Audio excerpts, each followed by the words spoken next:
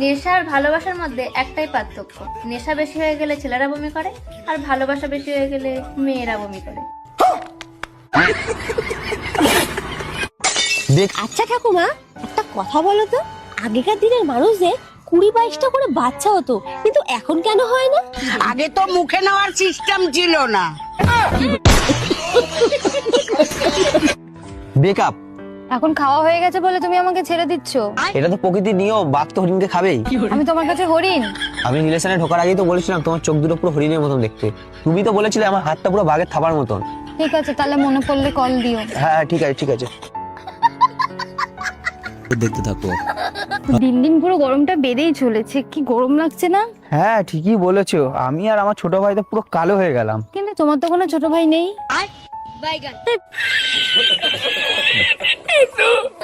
Hello বন্ধুরা, কি অবস্থা সবার? বোমা কটা ভাত দিয়ে যাও তো। হ্যাঁ বাবা, দিচ্ছি। এই নাও বাবা।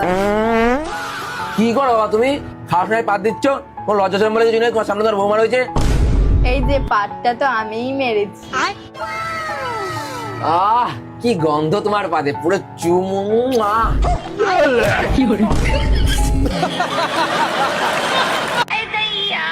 যেখানে সেখানে ফোন চার্জ দেবে আর ব্যাটারি ফুলে গেলেই দোষ।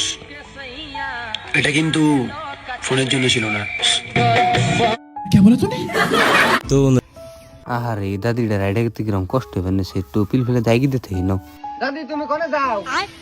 রাস্তা দিয়ে সুন্দর ছেড়ে দেখলে তোকে ডাক দেবে দূর দিয়ে যাবে। সারাদিন ঘরে কাজ করে, 2 মিনিট আমার সাথে কথা বলতেও পারো? তোমার এই কথা বলার চক্করে দুটো খাটে শুয়েছে আর একটা পেটে।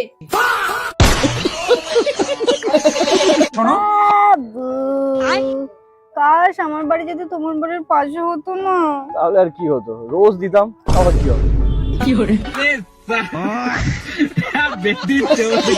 এবার দেখো, আমি তোমার সব কথা সবসময় শুনতে পারবো না, ঠিক আছে? বাবু, আমি তোমার জন্য আমার ঘর বাড়ি, বাবা মা, বন্ধু, সাজনা, আলুর দোকান, পেঁপের দোকান, পটলের দোকান সবাইকে ছেড়ে এসেছি। তুমি আমার কথায় ঘুরবে না বলো?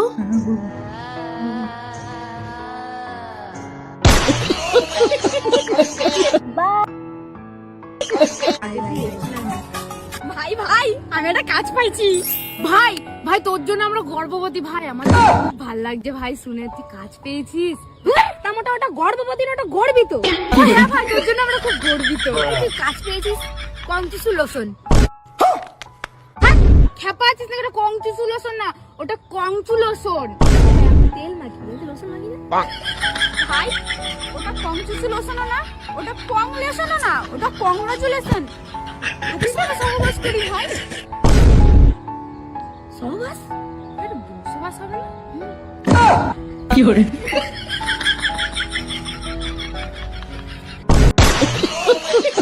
করে দাও। বেবি কথা দাও, ব্যথা পেলে কাঁদবে কিন্তু থামতে বলবে না। ভাই কি বলে? বল। স্কুলের ম্যাডাম আমাকে মেয়েছে। কিসের লেগে তোকে মেয়েছে? ম্যাডামে বলেছে ভালো করে পড়লে নাম্বার দেবো। তোকে তো ঠিকই বলিছে, তুই বললি? আমি তো বলেছি আমার মাল আছে, তোমার নাম বললে আমি কি করব? এই চল না, আজকে না একটু বিরিয়ানি খেয়ে আসি। আজ আমার কাছে 20 খাওয়া টাকা নেই আর তুই বলছিস আমাকে বিরিয়ানি খেতে যেতে? বাহ বাহ বাহ, এতদিনের আমাদের বন্ধুত্বের আজকে এটাই দেখার বাকি ছিল। এতদিনের সম্পর্কে তুই আমাকে এই চিনলি? এই আমাদের বন্ধুত্ব? চল আজকে আমি তোকে 20 কিনে দিব, চল। কি হলো? আমি যাব না, চল আগে।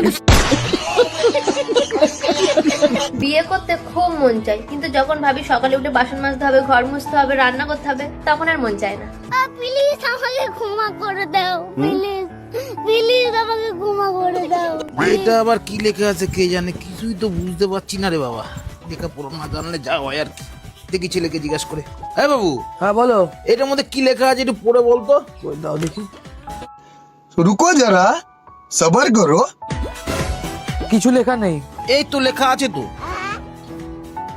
আরে হ্যাঁ বলছি তো, কিছু লেখা নেই। আরে এত বড় বড় করে লেখা আছে, আমি দেখতে পাচ্ছি, তুই দেখতে পাচ্ছিস না?